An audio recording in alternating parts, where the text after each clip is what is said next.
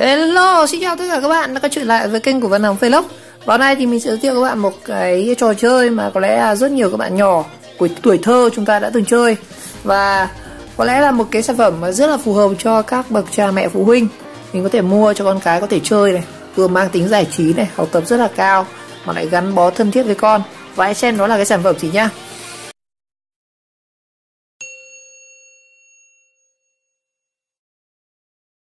Rồi ở đây thì mình có một cái hộp cũ, thằng cu cháu mình đã chơi rồi, đó là cái domino các bạn.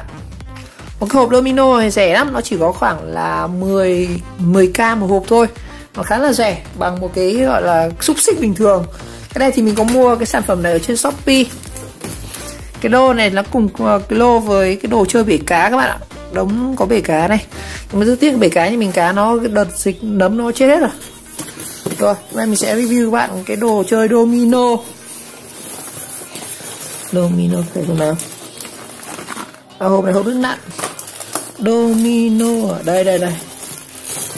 Rồi, domino chính là cái sản phẩm này. Hôm nay mình sẽ review và hướng dẫn anh chị em cách chơi nhá. Ok.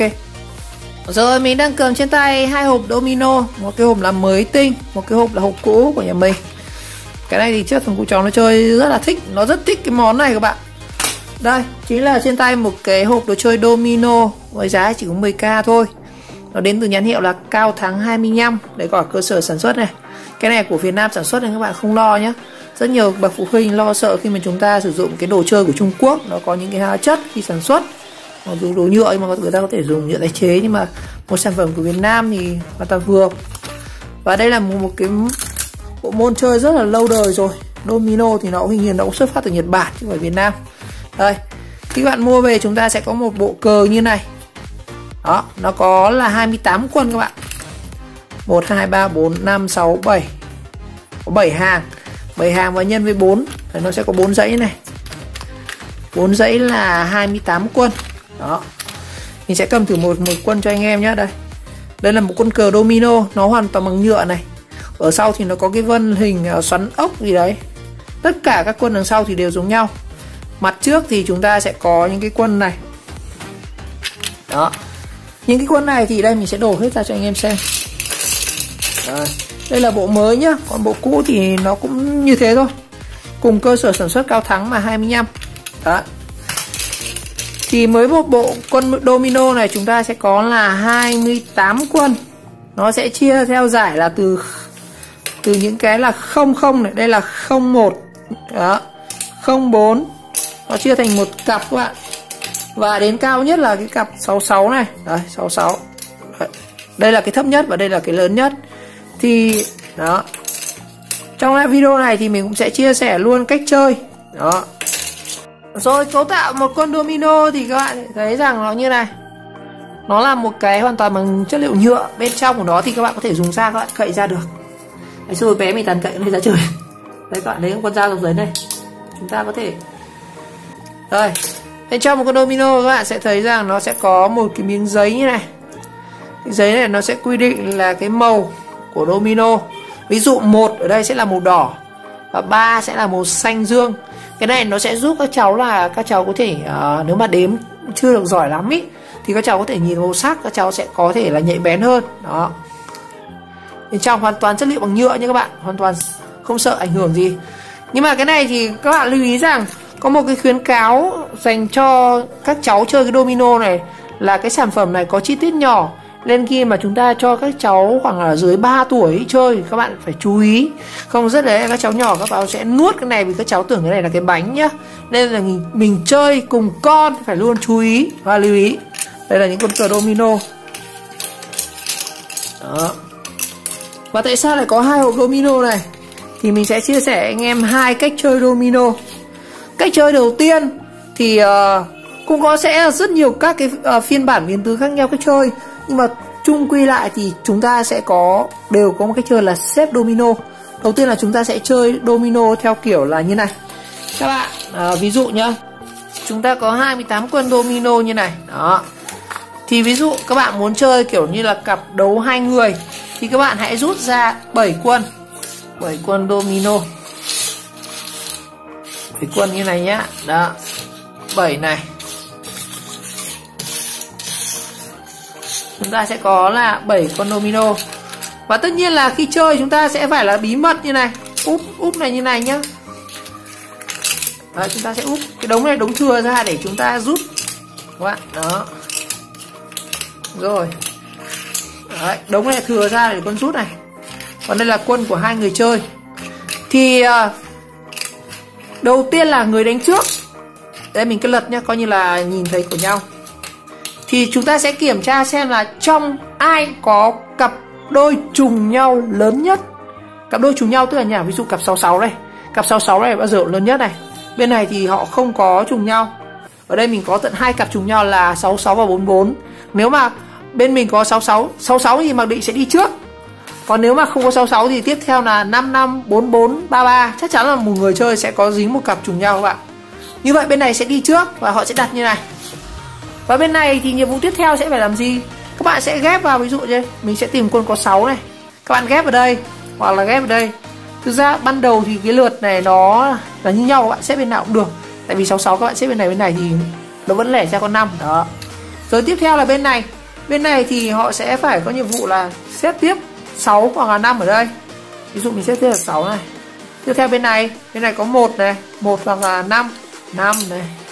Bên này 1 này, đó. Cứ tuần tự như vậy.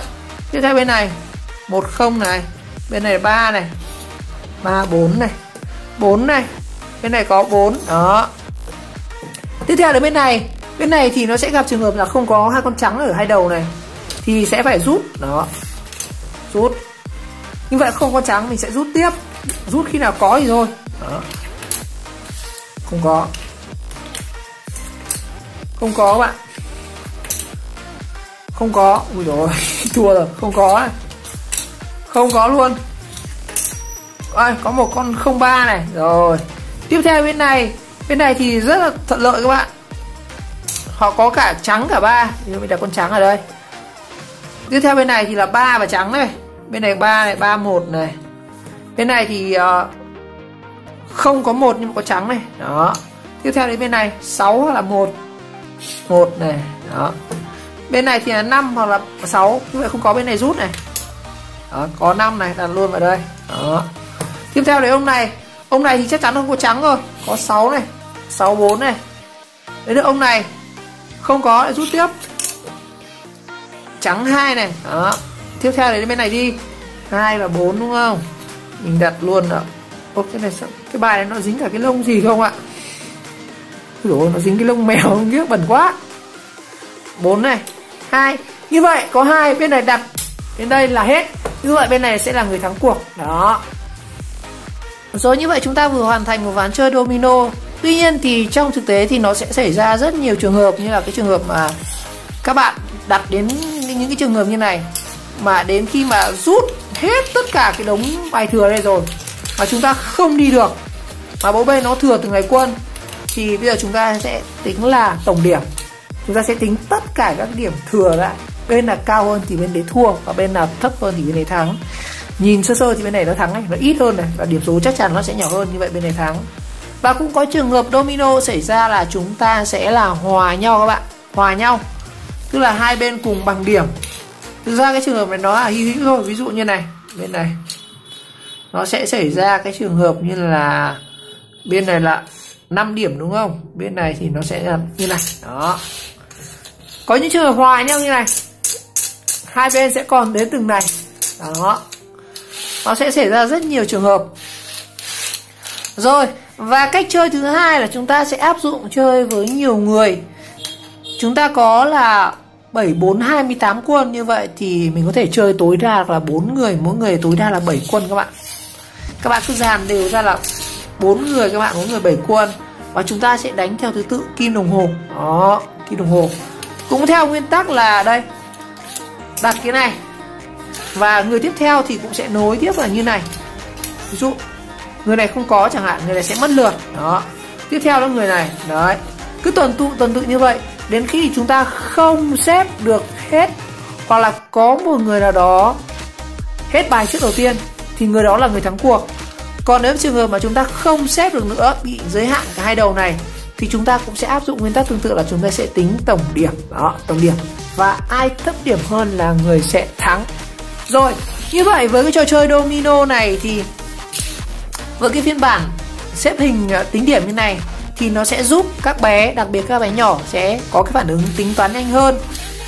Anh chị em sẽ cố gắng hướng dẫn cho con là cách chúng ta tính nhẩm nhanh, chứ đừng dạy các con là chú ý về màu sắc của cái quân domino. Ví dụ như một số cháu là cứ nhìn thấy cái quân màu tím này, các cháu cứ đi tìm màu tím.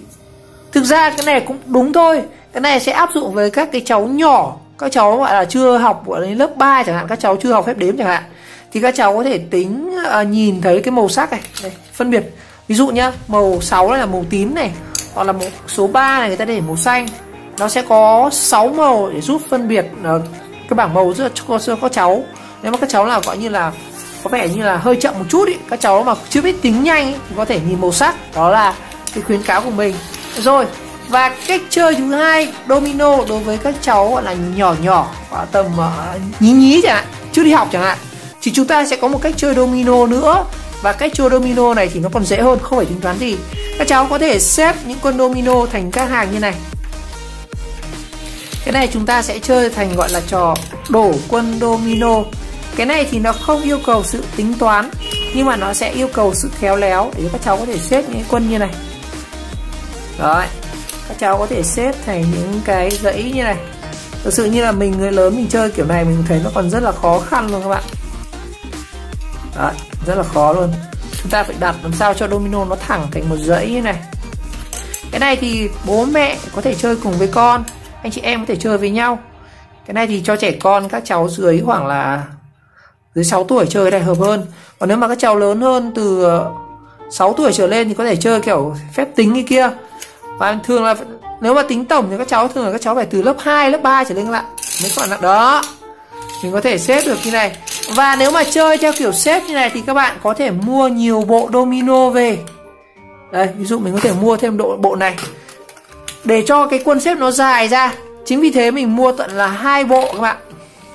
2 bộ mình có thể xếp theo những cái hình gọi là chữ này, hoặc là xếp theo cái hình zigzag như này này. Đó, như kiểu xếp gạch domino ấy. Đó. Đó. Đó. Đấy. Mình có thể xếp nối thêm những con này. Đấy, sao cho nó dài ra các bạn. Đấy. Mỗi quân nó chỉ có 28 quân thôi, nên mà chúng ta có thể xếp sao cho là nó phù hợp nhất. Rồi, như vậy trên đây thì mình cũng đã hướng dẫn anh em cách chơi domino. Như vậy chúng ta sẽ có 2 cách chơi. Cách chơi thứ nhất là cách tính điểm. Đó, mình sẽ xếp như kiểu như này. Và cách chơi thứ hai là chúng ta sẽ xếp thành gọi là xếp quân domino đổ. Đấy, đó, như này. Cái này thì chúng ta sẽ cần phải mặt phẳng nhẵn. Nhưng mà mình thấy cái bộ domino ở Shopee này thì nếu mà xếp cái này hơi khó đấy các bạn. Tại vì cái chi tiết mà người ta mài không được nhẵn lắm các bạn. Đây này, nó vẫn còn những cái gân gân như này. Cái này nếu các bạn muốn xếp ở đấy thì phải mua cái domino nó giá nó cao hơn một chút. Hoặc là các bạn chịu khó mình chúng ta lấy giấy ráp chúng ta mài cái này đi này. Đó. Rồi, như vậy trong video ngày nay thì mình đã hướng dẫn anh em cách chơi domino, vừa review hướng dẫn cách chơi domino. Hy vọng rằng video này sẽ hữu ích với tất cả các bạn, những người có con nhỏ. Mình có thể có một cái bộ trò chơi hết sức là khoa học, ý nghĩa và cũng hết sức là vui nhộn. Rồi, một lần nữa cảm ơn các bạn đã theo dõi video clip, và nếu thấy video hay và ý nghĩa thì các bạn nhớ like, subscribe của kênh và chờ đón các video tiếp theo.